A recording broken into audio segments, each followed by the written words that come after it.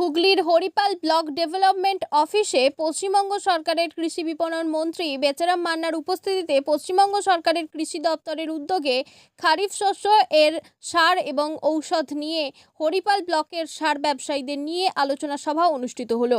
অনুষ্ঠানে চাষিদের উদ্দেশ্যে বক্তব্য রাখেন সিঙ্গুর বিধানসভার বিধায়ক তথা রাজ্যের কৃষি বিপণন মন্ত্রী বেচারাম মান্না। দর্শনীয় করা হচ্ছে সেটা আমাদের জানা দরকার রয়েছে। সেক্ষেত্রে আমাদের যদি মনে হয় যে না এটা একটা উদ্দেশ্যপ্রণীতভাবে কারো সুবিধার জন্য এটা করা হচ্ছে, তাহলে আমাদের ভাবতে হবে। আর যদি মনে হয় যে না বিজ্ঞানের সাথে সাথে এটা করা দরকার মানে প্রয়োজন আসছে, তাহলে আমাদের সেটাও ভাবতে হবে।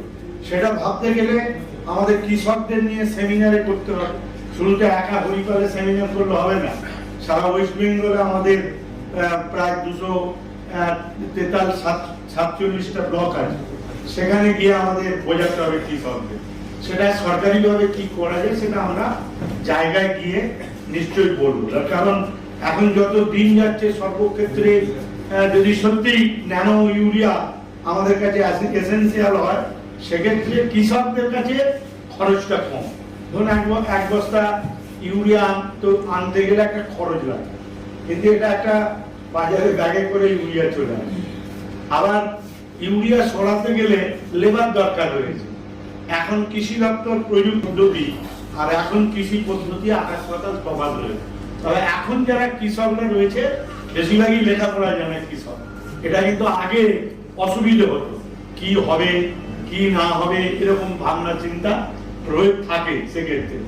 সেক্ষেত্রে গ্রামে গ্রামে বেশ কিছু কৃষককে ধরে দৃষ্টান্তমূলক কিছু সেখানে প্রয়োগ করে কৃষককে সেখানে দেখানো হয় যে দেখো অমুক কৃষকের জমিতে যাও, দেখে এসো কেমন ন্যানো দিয়ে চাষ হয়েছে। এই যে বিষয়গুলো এগুলো দেখানো হয়। আপনারা দেখছেন আপনাদের প্রিয় চ্যানেল এসএস টিভি পাবলিক, সত্যের সাথে ন্যায়ের পথে। চ্যানেলটি সাবস্ক্রাইব করে যুক্ত হন আমাদের পরিবারে এবং পাশে থাকা বেল আইকনটি ক্লিক করুন।